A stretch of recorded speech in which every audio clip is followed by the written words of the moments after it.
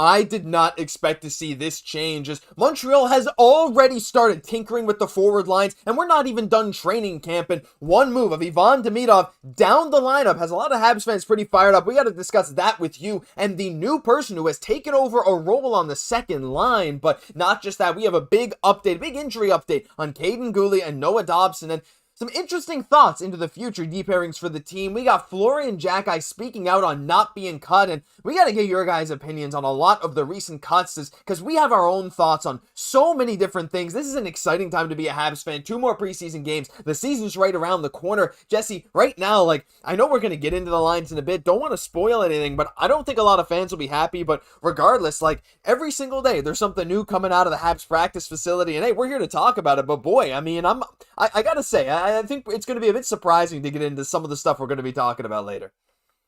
For sure, and I'm excited for the regular season. We know we got a couple more preseason games. I'm excited for that too, Josh. I know we gotta walk before we run here, but just can't wait for the puck to really drop for real here. But obviously, it's not without its intrigue. Even the preseason already of what's kind of going on here. We definitely think that Martin St. Louis, they're gonna get it right.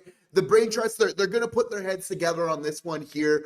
But obviously, so excited to really see this team taking shape to what's looking very close to an NHL roster very soon. Oh, absolutely. I'm so intrigued. I think that's a great word. There's so much intrigue coming out of the Habs camp, and there's just going to be even more, I think, as we get closer to the season. But you know what, to start, I want to say hi to everyone in chat. A lot of people we got have jump in here. We got WL, we got Jack, we got MC, we got Tyson, channel member. Good evening. Go Habs, go. We are so excited for everything. Thank you for being here, and we'll start with some of the cuts, because we got to get your guys' opinion on this. Look, the Habs have been making moves left and right, of course. We had the official outright cuts sent to Laval, or back to Switzerland in a certain guy's case, and we had the other guys who had to pass through waivers, like Sean Farrell.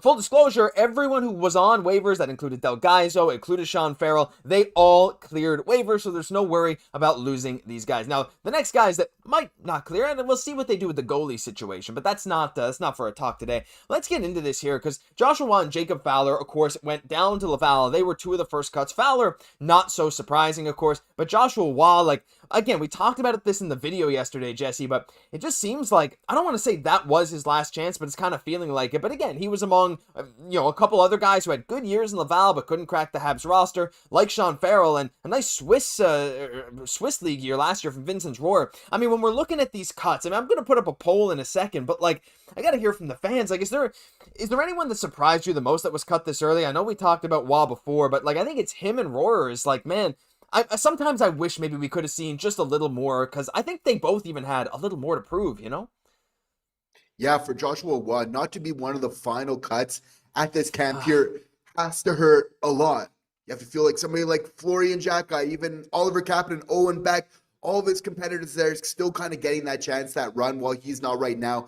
Especially needs to hurt, but especially considering Florian a little bit younger, definitely a clear sign that he's passing him at the depth chart. And obviously Joshua, he's put in a lot of work, but it seems, Josh, it just comes down to the perimeter play, playing on the outside versus playing on the inside. Joshua Waugh has that skill. If he could just find a way to apply it on the inside, and maybe that's his saving grace in all of this. If he's able to go to the Laval Rocket, prove that he can play that way, maybe he's going to get his call up. But I think that early cut is a sign hey, here's what we're looking for. We need a little bit more sandpaper in the lineup. And I think that that's why somebody like Florian is at camp right now over Joshua Waugh. This one definitely has to hurt a lot. On the flip side of that, the positive, Vincent Roar. Oh, yeah. I mean, he had an amazing camp. You just have to feel like his time is coming. This is a contract year for him. It's his last year that he has in the NL. And it's looking very much like he could be with the Laval Rocket as soon as his season is done here with Zurich. So I think that he just would be a tremendous addition to this team. You have to feel like in a couple of years, there's a solid chance he's playing in the bottom 6 for the Montreal Canadiens. There's a reason why people loved him so much at camp, and bringing forth that effort and that energy, which again, kind of is showing what made kind of Roar so successful. And again, Joshua Waugh, not as much. And again, I think Joshua Waugh, full disclosure though, gets too much rap, for what I think it's some solid play still. Mm-hmm. I get some people being skeptical, but I think he's a little bit better than people give him credit for. So it's going to be very interesting to see where this plays out. But it seems like almost some sort of change of scenery now almost seems inevitable for Joshua, unfortunately. Yeah, for sure. And like, look, I see people in chat already kind of talking about it. It's like, and it was kind of reflected when I watched the game. It felt like there was a lot of players who were more intense than him. And not to say that that is the be-all, end-all factor that gets you onto the team. But on a team with so many skilled depth forwards, as again, we're going to show in just a little bit, you almost need to carve out that specific role, which is why I think some people were maybe hoping Vincent Rohrer could have got a bit more runway, like Oliver Kapanen did last year, right? We kept him around for a bit at the start of the year before sending him back over to Europe to finish his season, to bring him back for the end of the season. Then he played in the playoffs for Laval. I think you're right that something like that could be in store for Vincent Rohrer, because this dude, we know he can play some great penalty kill. The guy is fast. He's small, but he's still 5'11". I think he used to be listed as 5'10", so he's 5'11". Like, he's not the smallest guy out there. He's not heavy, but he knows how to use his weight and he knows how to use his speed. We saw it at the World Championships when he plays for Team Austria. This dude's kind of a menace, right? So I'm going to put up a poll here now, because there's another guy that we can talk about in just a little bit, but which cut surprised you the most? And again, this is just for the first round of cuts. There will be more cuts coming, but I'm going to put Farrell, we're going to put we're going to put Rohrer, and we will put, I suppose, Jacob Fowler, because I think he is, not that he's a surprising cut, but some fans were definitely hoping we could see maybe him in another preseason game or two. But look, Laval's training camp is going on now. They've released their full roster. But again, Jesse, like, at this point, based on what we're seeing with the players that are still around, and we'll talk about Florian specifically in a second, I think there really is like a big point made by Habs brass to say, like, listen, at this point, we have the skill. We almost need specialists. Do you think that's something that Marty especially is looking at too? Because to me, like, it's plain and simple when you look at the roster and just you look at the team construction of a lot of winning teams around the league. I think you're completely right. Like, we do have that skill, especially with Demidov bringing that to the equation. But you really need that physicality to balance it out. Skill and physicality, offense and defense. And I think that balancing both those things out for the Montreal Canadiens are going to be ultra important this year. And in fact, it's a big reason which allowed Vincent Rohrer to get into the good books of Martin St. Louis. In fact, he was quoted saying that Vincent Rohrer plays with purpose. And it's exactly that type of identity that he's looking for players on this team. And I think as you're looking to get into the playoffs, having players that are clearly that's part of their identity, I think is just so huge. So obviously when you get these hybrids of Florian that we're going to get into a second, and even a Vincent Rohrer where there is like an offensive part of his game as well, I think that's kind of that next wave that we really want to see with the Montreal Canadiens. I'm obviously a big fan of those type of players as well. Like, and just kind of continuing that tradition of players like Brendan Gallagher, so on and so forth. But I think it's going to be a new, like, Gallagher 2.0, really, where, again, you know, we're going to have those players, but I think even more talent around to really take advantage of it, really bringing out the best of both worlds, which, you know, is just getting us so excited. Oh, yeah, for sure. And, like, because you can see how these guys would pan out, and I think that's how we always want to view these players, because viewing them in terms of their ceiling, I think, is a fun way to do it, or even a realistic ceiling, as I like to say sometimes, right? But I want to go to the chat for a second. We're going to close this poll in a moment, because make sure you get your votes in on the poll. We got Ethan Mods, one of our most loyal channel members and supporters. Ethan, mod of the chat. Hey, everyone, how's it going? Just on my way home from college. Hope college is going well. Ethan, great to see you in here. We also got Manu saying, what's the ceiling of Rohrer? And again, reminder, channel members do get priority responses in chat. We're going to try to get to a lot of you guys, or donations as well, but again, we don't expect that from anyone. We're going to try to get to some. Manu even saying Mooney greater than Rohrer. And I find that interesting. Maybe a quick note here. If I'm talking ceiling of Rohrer, like, on the spot, it's hard for me to say this is what exactly I think his ceiling is going to be. But, like, in general, Jesse, like, the role he plays, he's 5'11", he'll bulk up a little bit. He has some good speed, some good finish on breakaways. He's able to pop some goals.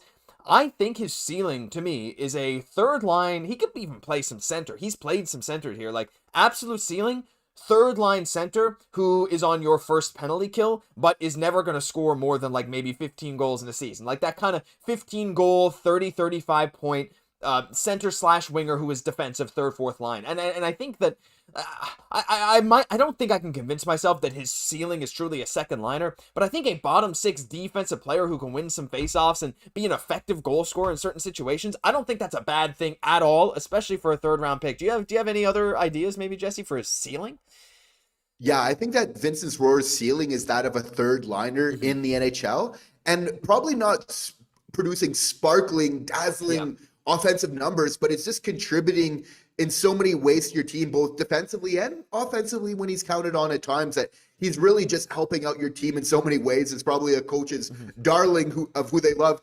Again, that's kind of making me think, and Josh, we've been joking around about this, like kind of, he reminds me of like Lehkonen in some ways, where it's just the details of the game is there and he plays with that motor. And again, if you're just playing that, like that's a really good baseline and you can really just improve on that from there. So I think the ideal situation is like, ideally, like if it's a home run, if you're really lucky, he ends up becoming somebody like a Lehkonen. Obviously, you know, being surrounded with some pretty good players at that point. But I think a third line, if Rohrer can achieve that, would be just a tremendous accomplishment. But I think he's somebody that just has the ability to affect the game in the right way, just by that motor and that effort where he's not letting his sides kind of stop him. He's got a huge willpower as a player, and that's definitely something you have to respect. Yeah, for sure, 100%. And again, it'd be cool if he got there. Will he ever get there? I mean, again, the odds are probably against him, but 2 years ago, we were saying the same stuff about Oliver Kapanen, and look where he is now. He's legit fighting for the third line center role, and that's kind of what we said we thought he would be, and he's already there, and he's still at, what, 21? So maybe 22? So, like, there's really interesting development curves for a lot of these guys. I'm going to go back to chat. Ethan saying, who's your pick for the third winger center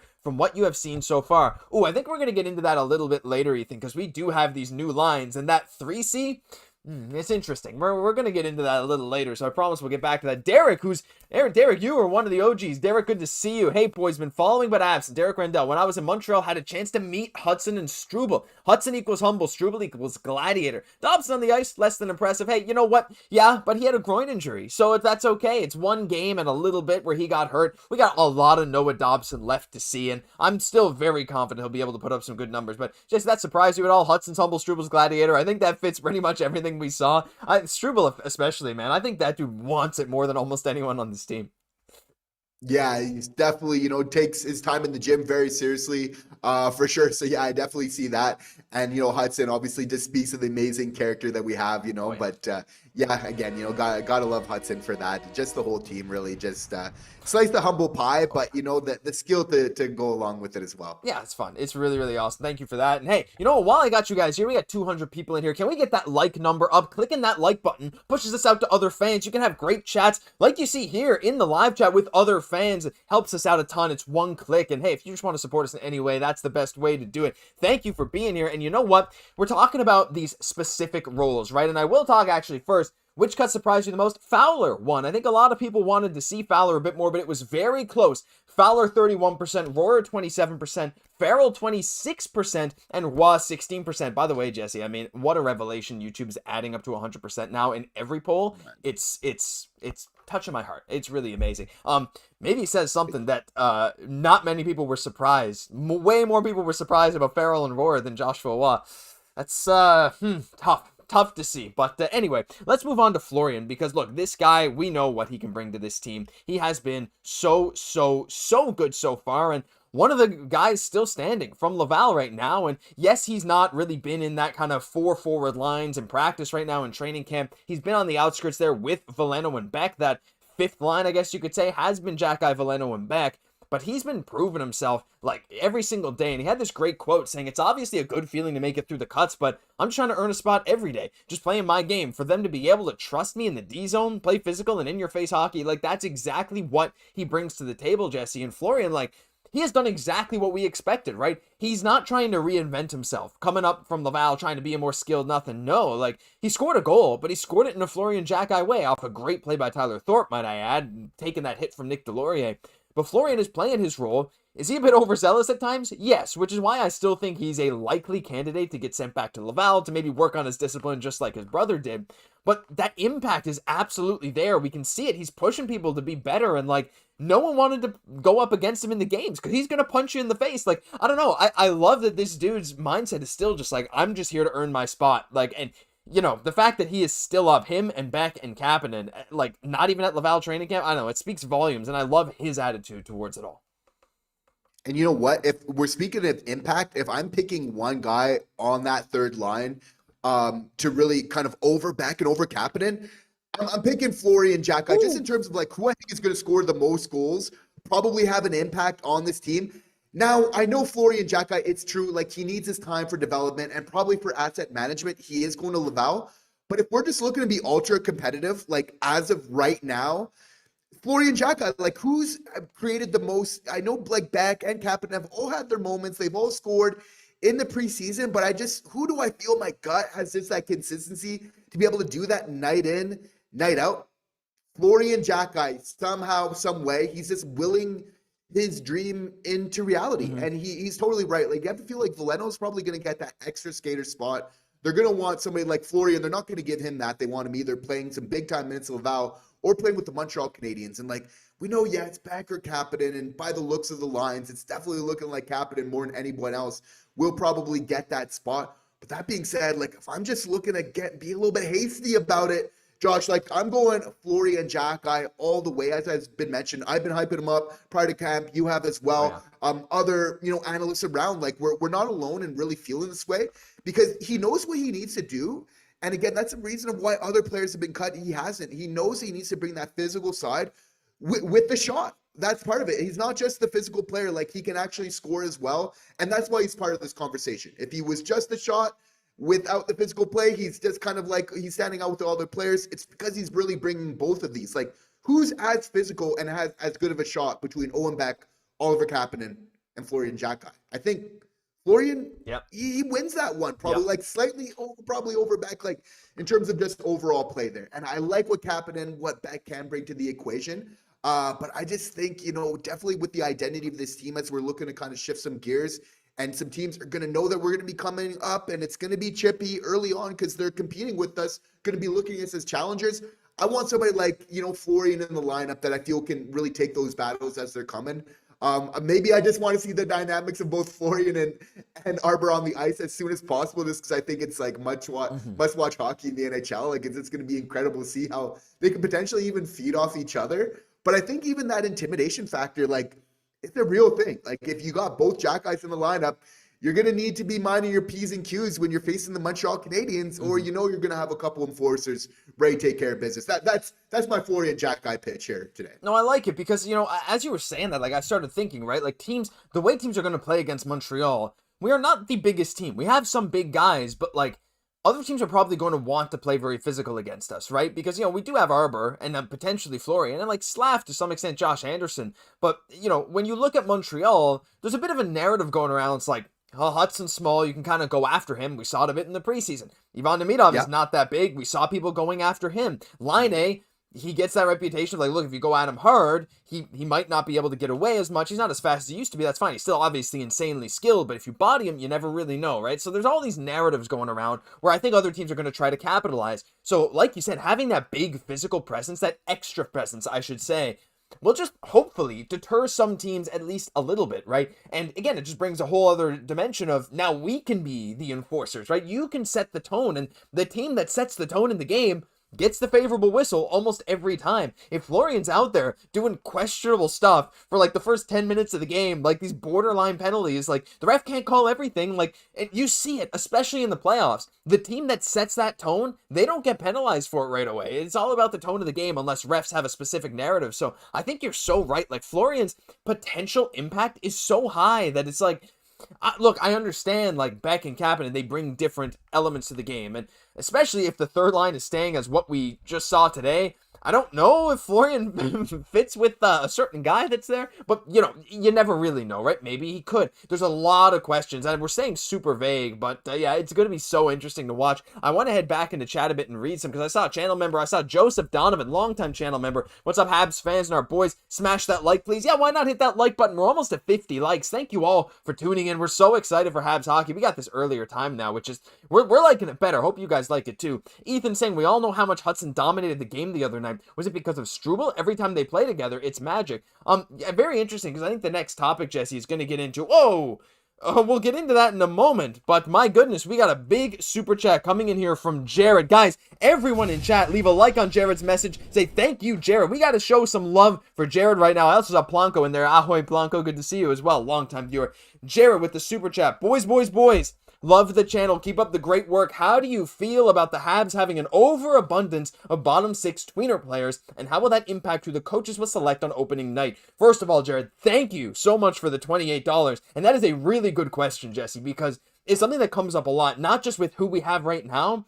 but also our future bit of prospects. And a lot of people saying, look, we have those high-end guys like Hudson, like Demidov, like Fowler, but we have so many of those tweener guys that could fill that role on any given night. To me, I see it as a positive. And, we've kind of given our thoughts on who will they select on opening night, but I think it is a really good question. To me, I think you can never, it's a bit of an embarrassment of riches. It's never a bad thing until the guys want to get their run and maybe they can't get it in Montreal. And that's just it. And I feel like it'll lead to Montreal having a very strong team, of having, again, being one of the youngest teams in the NHL, which I think is setting us up for years of success. So I think, to answer your question, we're going to give them really as much reps as possible, especially certain players, to really get them the reps to really develop. But obviously Laval, you have to feel, is very strong. But that being said, I think at a certain point, we need to start thinking about some trades of some certain players. Farrell comes up, Watt comes up. Obviously of players where it's just hard to envision where are they coming in with the Montreal Canadiens. I think you want to get ahead of that. They're just going to be raising up their value by probably performing really well with the Laval Rocket, but it's going to see, can they bring in different elements of the game to get to the NHL? Because even with certain guys, I would say even Struble down the line is somebody that we potentially need to look at, where he's a value to somebody else. So I would really wonder, as we're still looking in that 2C position, if it doesn't get fixed, if we're seeing just some of these great prospects, I think it would be rather wise to try and cash in as much as possible, as Hughes has been doing lately with some of our great prospects, to really get some of those positions that we need the most. You know who we would have defined as maybe a bit of a tweener last year? Emil Heineman, right? If we still had him on the team, he'd be part of this, right? There's no guarantee he'd make the team, but we moved him and some picks for a guy like Noah Dobson, and I think those kind of trades are something that's going to happen more and more, especially with guys who begin to establish themselves. So fantastic question, Jared. And I think it's a question that's hard to answer, but it's fun to answer, to think about, right? Because we have such a great team to look at, such a great depth chart. I love looking at our depth chart. There's a reason Laval was first in the entire AHL last year, hoping they could repeat that. Yes, the playoffs were a bit of a disappointment, but still really, really good stuff. To go back, though, to the other question there about Hudson Struble, I think that brings up an interesting point, because, look, we saw Guhle in a normal sweater, and you see Dobson come in there on the top of your screen, also in a normal sweater. Dobson in red, Guhle in white. We're going to play some one-on-one drills here for your viewing pleasure. Some Slaf versus Laine was pretty fun. I thought I put the Caufield versus Hudson one there, but I don't think I did. But regardless, you can see these guys going. Enjoy that little clip. But Guhle and Dobson seems to be back, right, Jesse? It seems to be like they're both ready to go. These groin issues truly are day-to-day, and not one of those fake day-to-days that sometimes get you. But right now, with them coming back, there were some changes to the forward lines. Again, we're going to get into it in a bit, and I think they'll be interested. But no changes to the D pairings. So you still have, Xhekaj and Struble rotating with Alex Carrier, and then you have Hudson with Guhle, and you have Matheson Dobson. Do you think there's any world, right, especially looking at how well Struble and Hudson played together in the preseason and all of last year, and with how we were a little disappointed with Matheson Dobson, do you think there's any leeway in changing these D pairings as well? Because I think, it's clear that Marty is not afraid of just tweaking everything even this early. So I truly think that we could see some very interesting D pairing changes coming up pretty soon here. Yeah, I don't think that Struble and Hudson is it, Maybe but not. Hudson and Carrier, I could get behind. And I know that they're a little bit smaller, but for me, it allows Hudson to play on his left-hand side, which if we're looking at him to score more goals, I think being able to enter the offensive zone and be on that left-hand shot to be able to protect the puck a little bit more, it's going to encourage him to shoot a little bit more. So I think, Carrier, Hudson could potentially, because you're allowing Carrier to play on the right side. I'd love to get Guhle just on his natural side. I know we can do it all as well, but can we please have a petition to get Kaiden Guhle on the left-hand side finally, after so many times, so many years of playing right-hand D, we finally have the guys to be able to support him. Let's move him on over, mosey on over to the other side. I think to that point, I think that who would be good on the right side of Kaiden Guhle? Noah Dobson, of course. I think that this would be a fantastic pairing, and I think there needs to be a little bit more run with some lines. We're going to get into more Dach, even Laine, Demidov. I think, Matheson and, Dobson, to be fair, even though I'm not a believer, you probably deserve to get a little bit more run. That being said, I'd rather much get ahead of just certain things like this. How long do we need to try Matheson and Dobson together before we realize it's not a thing, right? It's we can try it, but who are we trying to lie to? I think it's ultimately ourselves at the end of the day. So hopefully Kent Hughes, who's a big part of this process as well, and Martin St. Louis will see the logic in this year going forward. Just, obviously, like, Dobson likes to play an offensive game. Matheson does. I said even when Dobson came over here in the trade, like, I like him just as long as he's not playing with Matheson. And I meant, like, even on the same team. That's as much as I feel that, like, you can't have players too much of the same style on your decor. It's a train wreck written kind of all over it there. So full disclosure, I definitely think that they should be on different pairings. I'm open to giving a little bit of run to see if I could be proven wrong, because that could be possible.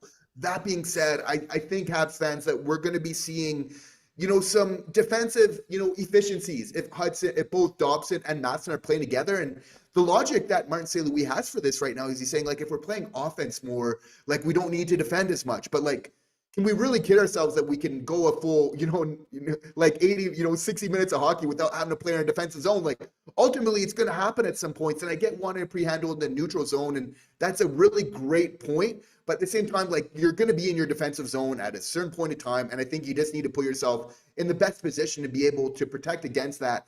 I think even besides even just, like, playing in other ends of the ice, I think it's in transition that Matheson and Dobson can often get the most kind of exposed anyway there. So it's going to be interesting to see how that experiment works out. But I do expect to see, some changes coming in the near future. Yeah, like, I can theory craft, right? I can see the vision, Matheson in a slightly reduced role, maybe focusing more on the defensive side of the puck and is very mobile.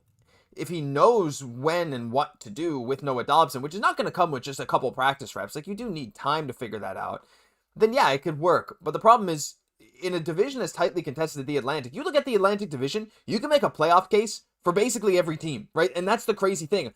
A slow start is not something that is going to be very good for Montreal, for anyone. Like, a slow start is very detrimental to the team's success. And so trying to maximize your efficiency, to use a word you use there, is, like, I think is really going to be key to see how we can open the season the hottest possible. And Matheson Dobson, who knows, right? There's some signs that it might not be there. But anyway, we're going to get into some other chats here, because we had another super chat while we were discussing that. And it's from John Smith. John, with the Islanders jersey and the logo. Thank you so much for the $7 donation. Hit the like button. Well, thank you, John. Yeah, why not hit the like button? We got almost 300 people in here. Let's get it up to, we'd love to hit 100 likes. That's our goal every stream. So thank you so much for watching. Even if clicking that like button once, it means the world. Thank you for being here. But John's saying, I'll try to make room for Engstrom as a number 7. I like him a lot. Maybe Struble and Waugh and or Matheson can be made available. And, it's very interesting, because a guy like Engstrom, Jesse, we talked about, he looks professional. I would say, is maybe not having as good a camp relative to his peers as he did last year, but he still looks good. And I don't see where he can fit currently on this team. Look, we can keep 14 forwards, 7 defensemen, and a goalie, or 13 forwards, 8 defensemen, and a goalie. Like, we could keep Engstrom around alongside Xhekaj and Struble and just run 13 forwards. I don't think that's impossible, but I think Engstrom would be best served playing with Reinbacher, that kind of full-time, once Reinbacher's back, of course, full-time top pairing in Laval. And Engstrom is a very interesting one, Jesse. What are your thoughts on him, and, like, maybe giving him a shot at some point this year? And again, I think if a trade happens, he is kind of, like, right there at the front of that line to get called up, because I think he is maybe the most NHL ready of the Laval Rocket crop of guys. I mean, this is a great super chat, because Engstrom's a guy that's right there periphery and a guy that's still at camp. And I think, important for us to highlight here that, again, maybe a little bit surprising that he's one of the guys. Maybe it helps the fact that there was the Reinbacher injury, but Engstrom has looked better as this camp has went on. It wasn't too great early on. As it went on, he started to look really good. He's a little bit more of like that hybrid type where he's not all offense, he's not all defense, which I think the Habs really need more of kind of right now. So interested to see where he pairs up in all of this. You have to feel like they want to get him a lot of reps in Laval here, and when he's going to be ready, they're probably going to want to give him that full-time duty. But I think he's like a guy that could fit very well on that third pairing in the near future, provide a lot of what we need. Just seems to play like a very simple, efficient type game, which I think his ceiling is probably a little bit smaller than we think it is. Like, his offense will start to come out just more and more over time as he gets comfortable, because, like, he wants to do it, but he's just trying to concentrate on holding it down defensively.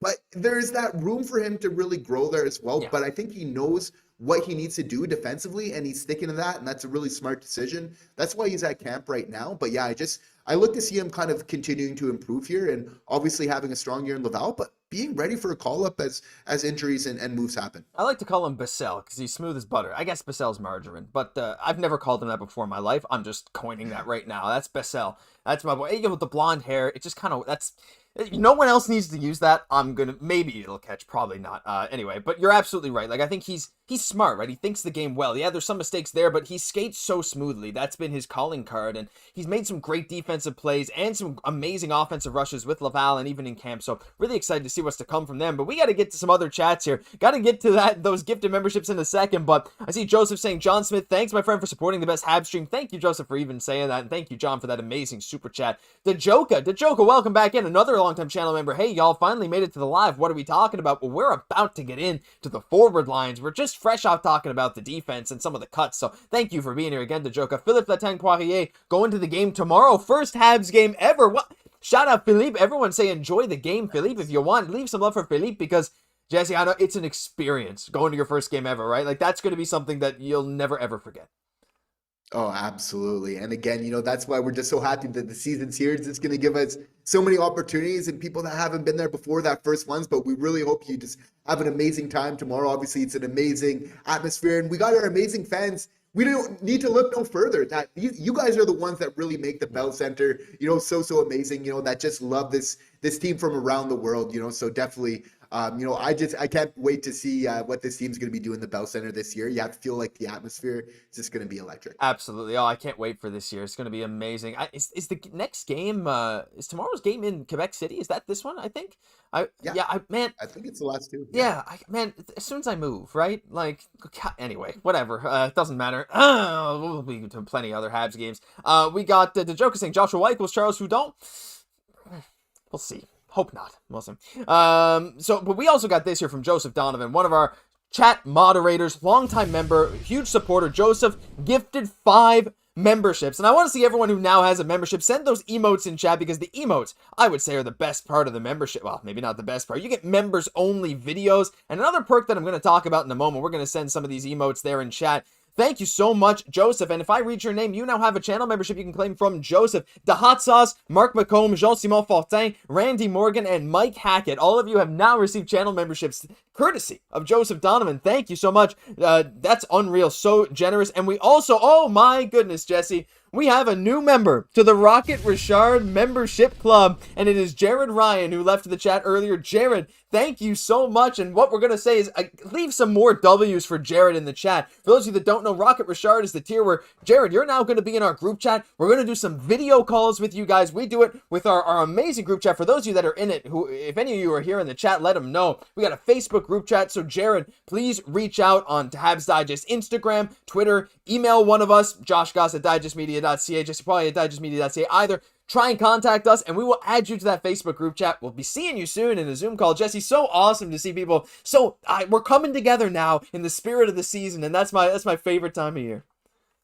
So nice to have you here, Jared. Yes, and we love the community growing. We know that our channel members are absolutely the best. We love being able to talk and really kind of break down everything Habs and kind of get to know each other as well. And, the different parts of Canada around the world that we all are. And we know this growing community. So amazing to have you, Jared. And just a big thank you, I'd say, to just everybody watching, all the support that we have. We just, truly appreciate you guys. We know how awesome and amazing you guys truly are. We know this because we've gotten to meet a lot of you guys, through these different, Zoom meetings and everything else. So we just know how fantastic you guys. We really appreciate your support and really your support of just this team as well. Yeah, absolutely. So thank you so much. We got Mark McComb sending those emotes. It's great. Joseph sending the emotes. Jared saying, call me producer Jared. We're going to run this show to the rafters of the Bell Center. You know what? I'm down for that. We got producer Jared. Just like we got 2C Tony in the chat now. We're adding producer Jared. Jared, please reach out anytime. Again, Instagram, Twitter, or send an email. Oh, we're so excited to get to talk to you. And you know what? What better time, Jesse? Again, we're going to get into this Demidov stuff because it is really interesting.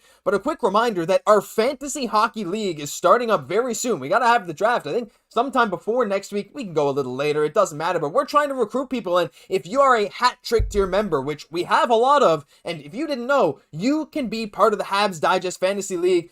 Us here, Habs Digest, the reigning champs. Sorry, Simon Deschamps, you came second. You lost to us. Who can dethrone us? If you are a Hat Trick tier member, just like Jared now is, and even tier higher with the Rocket Richard, you can join. So please let us know. There's a community post. Reach out if you want to join the Fantasy Hockey League. There'll be another members only post going up soon. Please keep an eye out. Jesse, are you ready to talk about these final interesting line changes heading into the season? Because, hey, that might even be able to affect maybe some people's fantasy drafting positions. We're getting so close here. I'm ready, Josh. Okay, so this is the moment you've all been waiting for, right? Drum roll, not really. Here it is. There's been some interesting revelations. Them some fighting words, Josh. Hey, yeah, try and take us down. I dare you. There's some interesting revelations at practice, and courtesy of Patou Info, Stu Cowan, lots of people tweeting that these lines were the case. Zachary Bolduc s'entraîne maintenant sur le même trio que Patrick Laine et Kirby Dach. De son côté, Ivan Demidov est jumelé maintenant avec Alex Newhook et Oliver Kapanen. What does that mean for those of you that don't speak French? I think you can tell exactly what that means just by the names. Yeah, so right now, the second line, which by all accounts is going to be Kirby Dach's line, doesn't have Ivan Demidov on it, and they decided to make the change to move Demidov down to play with Kapanen and Newhook. And this, to me, Jesse, is very intriguing. You know, this episode's all about intrigue, and I'm going to be honest, my first reaction when I saw this was, I don't like it. I don't see what Bolduc adds to a line with Patrick Laine compared to what Demidov adds. But maybe the Habs brass, maybe Marty St. Louis sees something interesting there. Yes, Ivan Demidov, his first ever game against Chicago, he had 2 points. His first NHL point was a beautiful assist to Alex Newhook. There's some chemistry there. I don't know how I feel about this, right? I feel like that puts maybe some more pressure on Demidov to drive that line. I think it could be interesting. What are your thoughts on this pretty wild lineup change here? And we're not even done training camp, and we're messing with the lines already. It's very interesting here. I was not expecting these tweaks. I definitely expect to see Dach, Laine, Demidov get a lot more run. And I think that separating Demidov and Laine is a mistake, to be frank. You know, it's hard to see a lot of physicality on that third line as well with Kapanen, Demidov, and Newhook.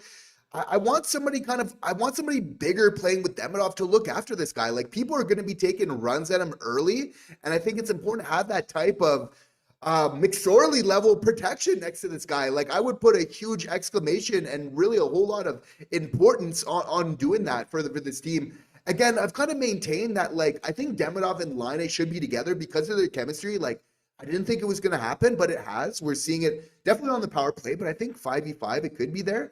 But I think, like, you'd have to say, like, our six best offensive players objectively, Caufield, Suzuki, as we know. But on that second line, it would have to be Laine, Demidov, Bolduc, probably, right? And that's where it's like Bolduc, so you have your best 6 offensive players. I think Bolduc like slightly edges out Newhook offensively, and Newhook, you just want him to eat on that third line. Anyway, I just feel like Bolduc provides that physicality onto that second line that you really need. I know he's not a center, but that's just, I know I'm maybe kind of beating this one a little bit, but just why I see it fits so well, and it kind of stops us from having to do these alterations, which seem like a little bit of a step backwards here, where it's like you have your best offensive players, but then Bolduc's providing that sandpaper that we know both Laine and Demidov are lacking. Mm-hmm. So for me, that just makes a lot of sense. I love how that then shapes things up on your third lines. You're really building kind of like a platform for them, I think, to take advantage of other rosters, third lines from there as well. So anyway, interesting to see. It's probably a kind of a work in motion. We probably shouldn't read too much like into this, but I think there's a lot of value, as I've been mentioning, of like getting the lineup set earlier than not. Like, if we want to really get this team set up, I think like we should be using these last 2 preseason games to like ice what is very close to what we think. Like, I don't think 1 preseason game is enough. Like, at least 2 of like very close to what your roster is. It seems like we're kind of pivoting from that very close to this. So we'll have to see how this all kind of plays out for right now. But yeah, it's definitely some interesting combinations here. Yeah, like, it's so strange. And I like that point of like letting guys just get the reps, right? I there must be something going on that is, I don't want to say going on, but they must have noticed something that spurred this change, because for this to be out of nowhere with only 2 preseason games left, like, I find it weird. Now, maybe they were eyeing it from the start. There were specific metrics or specific plays they were looking at that said, okay, this chemistry is not what we want. like you said, bringing that physical edge of Bolduc to a line. The Kirby can be physical if he's looking confident out there. Didn't really see it last game, really this preseason so far. Laine, not really the most physical guy. Can lay the body, absolutely, but hasn't really a lot. Bolduc can bring that kind of physical, gritty element, and I definitely see that. And another interesting aspect to this this new line here is that, you know, you have Kaiden and Newhook, a right-hand shot and a left-hand shot that can alternate taking faceoffs depending on their strong side. And adding Bolduc to that second line now gives them a guy who is decently strong at faceoffs, or at least has taken a lot of reps of faceoffs as a left-hand shot to go with Kirby Dach's right-hand shot. So again, now your second and third line both have a lefty and a righty that can take faceoffs depending on the situation, where you just have Jake Evans taking all the faceoffs on that fourth line because that's fine, right? So I think that's another interesting element here, but it just makes me wonder, like, you know, I think they just want Laine with the, like you kind of said, best talent possible. And if Demidov, like, if they want to keep Laine and Dach, right, and they don't want to play Laine with, like, an Oliver Kapanen, which I think is kind of fair, then your kind of only choice there is to swap out Demidov. And it doesn't necessarily mean that they're going to play less either. Like, Demidov's going to play less. Like, I think here, just like we saw last season, Jesse, like, Laine, Dach, Bolduc, Newhook, Kapanen, Demidov, even Anderson, Evans, Gallagher, we kind of have three lines that are all like line 2.5, if that makes sense. Like, yes, on paper, Laine, Dach, Bolduc would be the second line, but I think depending on the situation of the game, any of those bottom nine guys, bottom three lines, could get more run than the other, right? Like, if Laine's really struggling, he might only play 11 minutes, right? And then you might have a game where you're on your heels a lot, and Evans, Gallagher, Anderson are having a hot game and they play more. So I like the versatility here, and I'm going to put up a poll in chat because I'm interested. Like, I want to see how you guys feel. Like, how you guys feel about this change. Like, do you like Bolduc replacing Demidov on the second? Well, I'm going to put second line in quotes because, you know what? I think that's pretty fair. I want to know if you guys like it. And, you know, yes or no. And I don't want any, I'm not sure. Yes or no. Well, I think that's what I'm curious about. But yeah, again, Jesse, like, I can see the benefits, but like, I just hope that they don't tweak this too much, because again, like, we want to maximize our potential early this season. And I think doing too much tweaking this early, getting guys out of rhythm. Look, they're all pros. They're going to be fine. It's not like switching one line mate's going to completely throw the line out, but like, I don't know. I guess preseason is the time to make tweaks if you're going to do it to not impact your record, though. So I guess who am I to judge? But I don't know. I will just say I'm not afraid to say I'm skeptical still. And doesn't this whole situation just speak to how we need a 2C so badly? I really doubt if we had that 2C that we're just shifting. We're playing, musical chairs here, like just a couple days before the regular season's beginning. That's why you do this move. And earlier on, hopefully before regular season begins, you still got a couple days here, Ken. So, because that way you just really set everything, where people are playing, because I think that's a big part of avoiding injuries as well. Like early on the season, it's like knowing your line mates and knowing where they are on the ice. I just think that's really important, especially for a younger team. Like, I think it's some vets, and that's probably why it's a younger team, of why you're playing around. When it's older guys, generally you know where your spots are a little bit more, and you kind of settle into that. Definitely there's kind of a flux of things with Montreal Canadiens, of a lot of young guys coming in, and that's what's creating a lot of different opportunities right now. That being said, you had to feel like if we had a 2C, it'd be Demidov, Laine on that second line, and you'd be done with it. Yeah. And really, Martin St. Louis' mental efforts could probably be focused on other parts of this team, which probably need a little bit more of his focus from there. So I think that just really speaks to the whole importance of this. And fairly early on, it seems like, Josh, they're taking like a balanced approach to that second and third line. I personally would be more in favor of like a top heavy approach, whether that's on the power play, your PP1 unit, your PP2, like you're just whoever your 5 best offensive players are, like Hudson, your 4 best forwards. I feel like you can really make that work, so to speak, on that PP1. And then when I'm talking about our first and second lines, I really just want our best offensive players really in those positions, and let the bottom 6 really do what they do best. From there, that's potentially how I kind of feel about it. We're seeing a little bit more of that balance. We'll see how that all shakes out. But I think in a league where goals are of a premium, I think just really stacking your talent sometimes where you really need it could be the play. But we'll see how this all develops. Yeah, it's interesting. I still really want to see Demidov play with Bolduc, because I think they're kind of like a match made in heaven, right? Like, Bolduc is so fast. He's gritty, but he has a nasty shot too. Like, he can keep up with that Demidov pace, and Bolduc has really good 5v5 metrics, right? So like I think like maybe this is a weird one, but like I just think in my head that like a line of Bolduc, Newhook, and Demidov could just be kind of nasty. But I don't know what you would do otherwise. Like, who's your winger then with Laine and Dach, right? And then it's like, what are you gonna do? You gonna stick Kappen in there? Like, I don't really see how that works. Like, anyway, there's so many questions that it raises. But we're gonna go to chat because I see a lot of people talking. We got to scroll a little ways back here. We got a lot of channel members talking about some stuff here. Let's go. DeJoker saying not sure I like it too much. Yeah, it's a bit weird. Joseph saying I mean it could work, but mixed feelings. I think that's kind of a lot of our feelings, which is why we got this poll going to see like which way you'd lean, yes or no. Do you like it, right? It could work. Mark McComb, a new channel member, again, courtesy of Joseph. Remember Matheson on PP1 last year, seniority. There's a bit of that there too. It's so interesting. I wonder how that's going to come out here. Jordan Osborne, channel member, instead, Kappen, I'd like to see Florian center. Florian and Demidov cooked at first.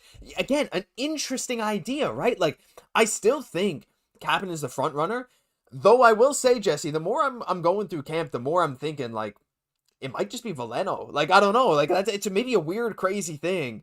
But Veleno is making a good case. Regardless, we have either 13 or 14 forward slots. So, like, if we look at this, like, we could, in theory, keep 2 of Xhekaj, Veleno, and Beck, right? And I think if we're going to do that, Veleno and Beck, or maybe even, like, Veleno and Xhekaj, I don't know. Or even like move Kapanen, right? Like there's so many different things we can do, especially if we just keep 7 defensemen and we just run with Xhekaj, Struble, and then Engstrom's gone, right? And I think that's reasonable. That's probably what's going to happen. We'll probably keep 2 of these guys, but it's a very interesting point to bring up. Going to keep going through these chats. We got so many. Laine will be on the 3 after 10.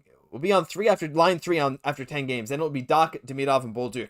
Interesting. Again, another possible line. So how many misdemeanor passes will Newhook let through? I'm willing to give it a shot, but don't keep it going if it's not working. And I think that is I'm got to get down to the other stuff here later, but I think that's kind of the thing, Jesse, is like, we want to just see if it works. And again, I like that preseason's the time to test that. Maybe there was just something clearly Marty didn't see was working. And I'd like to see how we do against Ottawa here in the next couple games, but like, I don't know. I do also like, to stay positive. There's so many things we can do.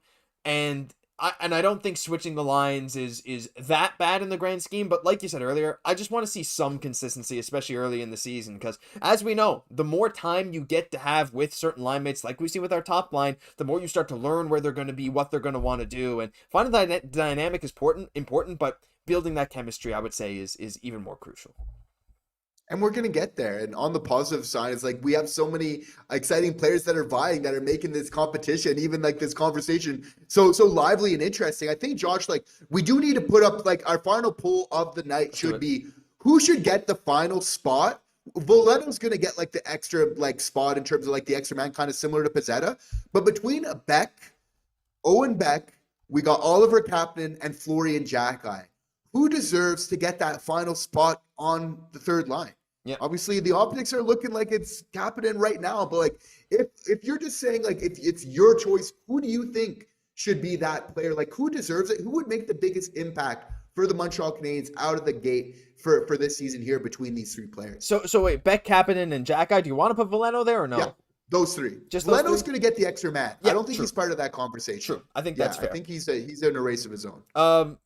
I can't let me start it again, because once you add a 4th option, you can't do it. Who will be the final third line player? Here we go. Let's do it right this time. Question mark, Kapanen, Beck, and Xhekaj, because I think the fans will roll with this one very, very much so. And Florian, I think, has a real good chance to do it. And the results of the last poll, 58% said they don't like Bolduc replacing Demidov, and 42% said they do, which is interesting. I actually thought it would be further. I think, again, it's controversial, right? It's stirring up discussion, and we're going to see how this final poll goes, but it's very interesting. But we have another super chat from our new Rocket Richard tier member, Jared Ryan. And Jared, I did get your message on Instagram, so I will get back to you very soon. Thank you for that. Jared saying, what if you just use Laine as a power play specialist? That's his wheelhouse, and you move Bolduc up to the second line to add some grit with Dach and Demidov. And again, I think Bolduc, Dach, Demidov, Jesse, that was what we were kind of theory crafting before the season, right? Laine, I get given the shot, but those 3 make so much sense together. And I don't love the idea of using like a $9 million man Laine as a pure power play specialist, but then again, he could very well get 25 or 30 goals in that role. And it's not like our third line's that bad. Like, like a guy like Newhook or whoever, Kappen and Beck, Xhekaj, results of this poll, I don't think it's a terrible idea, and I think it actually is a very interesting point, Jared, because we've kind of seen that. We saw that at points last year, and Jesse, I'm gonna be honest, it wouldn't shock me if at some point, if Laine is struggling, which I really hope he doesn't, and I think there's a world where he doesn't, if he is, they could very much go back to again, his wheelhouse on the PP and just run him on the third line and just maximize the value of each player and their individual strengths, you know?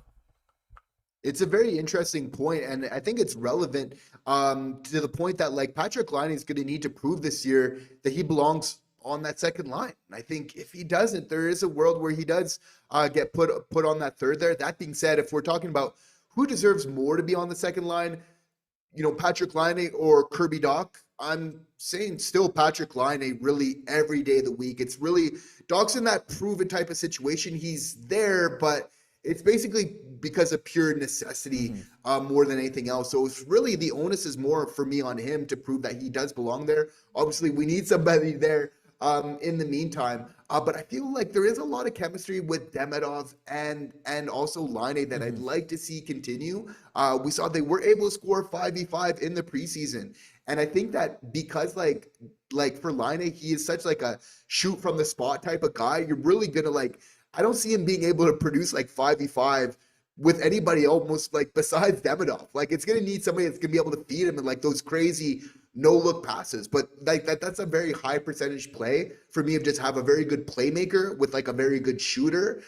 Together is a really good dynamic, and you're just hoping that Laine just kind of brings that hustle to the rest of the game, which, you know, the puck hasn't dropped at the beginning of the regular season. We'd be wrong to just kind of cast sentence on anybody at this point in time. Here, we've seen they're working hard to really change the culture and really play a different type of game for Patrick Laine. So going to be really interesting to see how this plays out. Yeah, for sure. And like, you know, the offense is always, I think, what I love to think about. But some people in chat make a good point. It's like, I see like Jesse in chat, for example, says Demidov is a defensive risk. And I like to use the word risk, not necessarily a huge negative, but there is risk, right? Especially with a young player who is mostly focused on offense, there are going to be times where you make mistakes. And on a line with Dach and Laine, while Dach can cover defensively reasonably, it's like, I understand that, right? And it was true when they played together a little bit before. It's like, you could see where those lapses might come into play. So switching up these lines, again, Demidov playing with maybe a more responsible guy like Kapanen or Beck maybe, and Newhook, who, again, is going to take a big penalty killing role this year. And by the way, looks pretty good at it in the preseason so far. Like, I've been liking Newhook's new defensive game. He's been winning faceoffs too, which is like,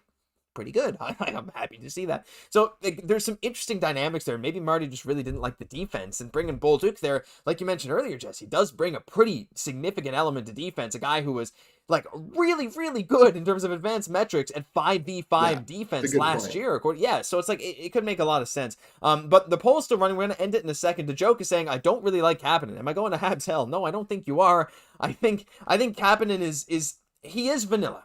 He very much is. But I think that's part of why they're looking at him like low risk, right? Where you're maybe taking a bit more of a risk with a Beck who doesn't have the same amount of pro experience. You're taking a bigger risk with Florian that could pay off big. But if you put too much responsibility on him real quick, a guy who still needs to work on his discipline a little bit, you know, that could be rough. Though, again, like, unless Florian's making big mistakes and taking really bad penalties, I don't really see him ever being a negative on the ice, you know? Well, we'd have to see. But we're going to end the poll there, Jesse, and I think this is probably where we're going to conclude a lot of this stuff. By the way, we're 4 likes away from 100. So if 4 of you haven't hit that like button, do it now. Thank you for being here. We'd love to hit 100. That's our goal every time. Final results of the poll, once again, adding to 100%. I'm so happy. That's not a meme anymore. Owen Beck coming in at 26% of the vote. Florian coming in at 33%. Kapanen at 41%.